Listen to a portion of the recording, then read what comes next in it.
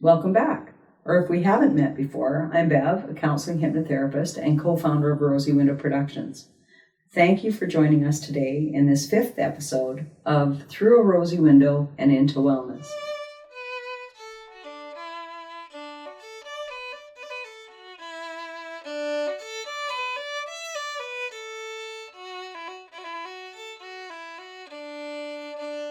This series is for you, the parent and the caregiver. And we hope that as we move through this 10-part series, you'll find some resources that will enrich your well-being and that you can share with your whole family. In this episode, we will take a closer look at incorporating the concept of gratitude into our daily lives, recognizing that although it can enhance joy and well-being, gratitude is not a natural emotion. It is a learned behavior, and it is never too early or too late to begin practicing gratitude. Do you know that person who always seems to look on the bright side? You know, the one that finds a silver lining in every cloud, always making the best of a situation, always grateful for what they have, even though it might not seem like much. Some of these people were lucky enough to have a parent or two that modeled these attitudes. Some adults have made a conscious effort to shift their thoughts from negative to positive, and as we discussed in episode 2, Reframing, we can become more positive. Feeling appreciative can help us with that. But why is this important? We can look at the studies that have been conducted on feeling grateful, and time and again, we can see that it enhances our life experience.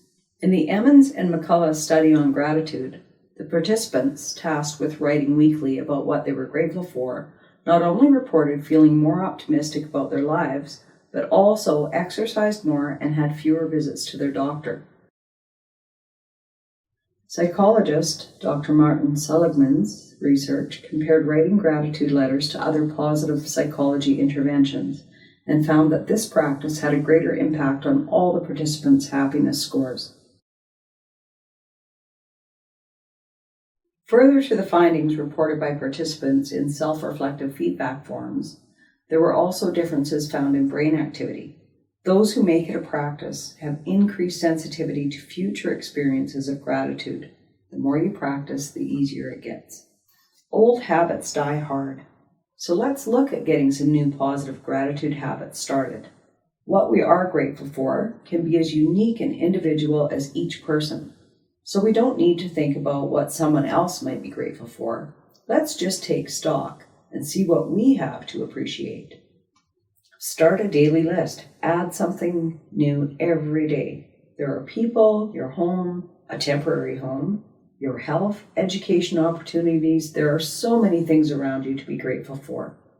Once you begin modeling this attitude of gratitude, your children and those around you will surely begin to notice. But you don't need to leave it to chance. You can include the whole family easily. Your gratitude list might include everyone jotting something down each day. Asking your children what they are grateful for around the dinner table is perfect. Or asking them what they are grateful for before they leave for school will start their day on a positive note. If you live miles away from your loved ones or haven't been able to get together, we can be grateful that we have such amazing technology. We can pick up the phone or even see their faces via the internet. Remember, it hasn't been that long since we would only have had expensive long-distance calling or a letter in the mail. When you express gratitude openly when connecting with others, you may shift into a greater sense of appreciation even for some of the things we take for granted. There's nothing wrong with your children hearing about how great it is to have these conveniences. Look at the people around you. When was the last time you thanked them for the things that they do? Even if it was something that you think they just should do. Cleaning up, pitching in, going to work. When we express gratitude, it brings stronger connection in relationships. Employees even work more productively for an appreciative employer. Besides saying please and thank you whenever you have the opportunity, make it a weekly habit to thank someone out loud, in person or in writing. Keeping in mind that this has a huge positive effect on the thanker as well as the person being thanked. You could ask your kids to pick a new person each week, bringing attention to all of the great people they have in their lives. We can always find something to be grateful for. If you're beginning an exercise routine and you are slipping into how difficult it is, notice that you're beginning at the beginning. How thankful you can be for having the ability to begin at any level, working upward from where you are, not dwelling on what you cannot do. In each task we perform, we can be grateful for having the ability to do them. Appreciation in our home, our work, our situation does not mean that we may not strive for something different. It is simply not putting off being happy. It is noticing what we can be happy about all along the way. We can be grateful that we have a bathroom to clean, a bed to make, food to prepare. We discussed journaling in a previous episode. Gratitude journals are a great way to bring attention to this new habit. It assists in focusing our mind on what we are happy and excited about, bringing more attention to opportunities of happiness and gratitude. The habit of journaling can begin at any age. We can fill a book with photos, drawings, or pictures cut from magazines.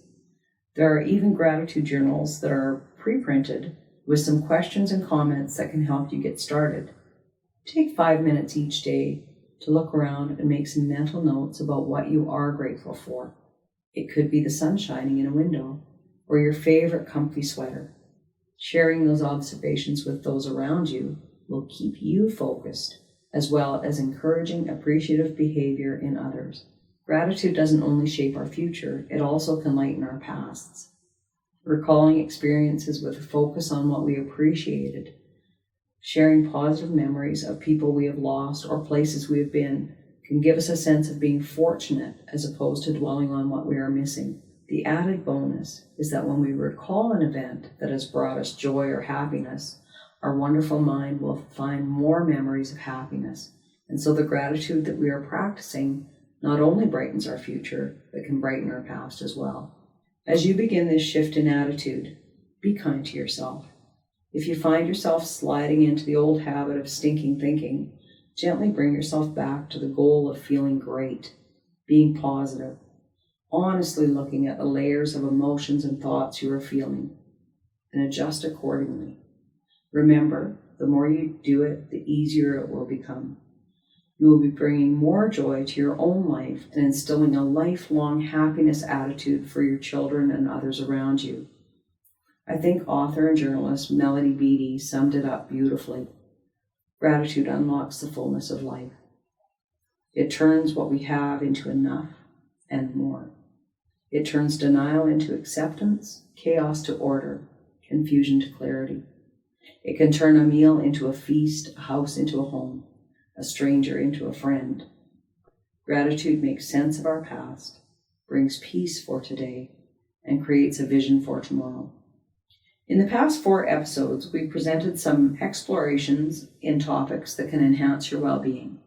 We've touched on how we can benefit from meditation, how we can dig deep into our emotions or a situation to reframe, allowing us a more honest perception of what is at hand. In episode 3, the importance of letting our actions model behaviors which support happy, healthy growth for our children and others around us. We have drawn awareness to our own thoughts and actions, enhancing relationship and well-being. And in episode 4 are some resources to encourage mental well-being. Our intention was for these first 4 episodes to lay the foundation for some solid work to enhance self-care, peace of mind, and to offer parents and caregivers some personal tools that make sense and are easy to incorporate in their most important job of raising children. We hope that you have enjoyed this first of 4 episodes, which will look at some root thoughts and actions. Simple and uplifting, these concepts are all around us and have always been. Sometimes I think they're so simple that we forget they are such important ingredients for a happy, healthy human existence. Or perhaps we just get too busy. Thank you for taking the time today to join us. We will end this episode with a short meditation on gratitude and hope to see you next time. Unless you're listening to this while driving or participating in any activity that requires your full attention, you can just sit back, close your eyes, and notice your breathing. You don't have to make it deeper or slower, just notice. When we notice our breath, it's just a lovely way to let our mind and our body know of our intention to relax. You can imagine walking down a beautiful path on a lovely summer day. The sky is blue. Wisps of white clouds off in the distance as your body settles in deeper and deeper.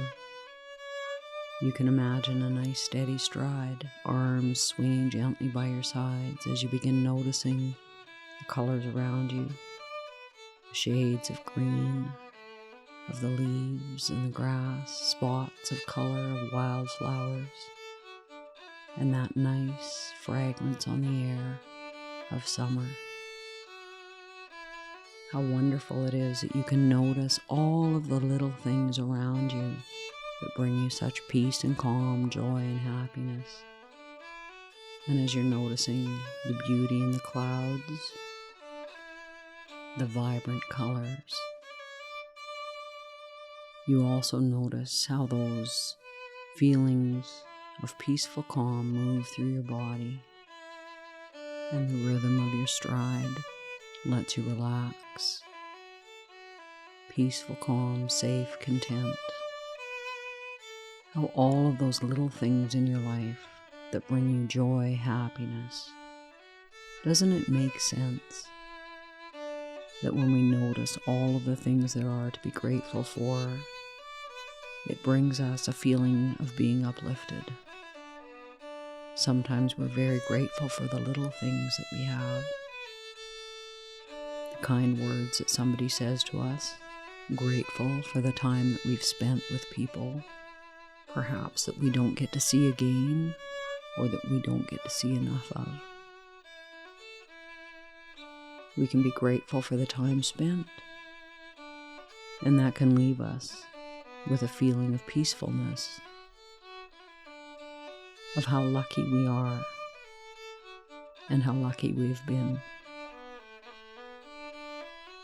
It's so wonderful that we have the people in our lives, the children in our lives, that we're privileged to spend the time with them that we can. That attitude of gratitude that makes the simplest of times into the most wonderful times. That attitude of gratitude that allows us to recognize how fortunate we are to have a safe place to lie our head down at night, a roof over our head, even the simplest of meals on our table. How fortunate we are. And you notice that when you notice all of these blessings, that your attitude changes and shifts, and you can find that peace, that calm, and that happiness in our everyday, day-to-day life. What a wonderful gift it is to give that to your children and to those around you. There is a silver lining in every cloud. There are moments of peace and calm in every storm. And there is so much to be grateful for in our lives each and every day. And as you take a moment and take a breath, you understand very, very deeply that your thoughts are your thoughts. Your mind is your mind. And your attitude, your perception of the world around you is in your control. We can give these gifts to our children so very, very easily, and you know this to be true. And you can take a moment to relax, take a nice deep breath, and as you open your eyes, I just know you're going to look forward to a wonderful day filled with happiness and gratitude.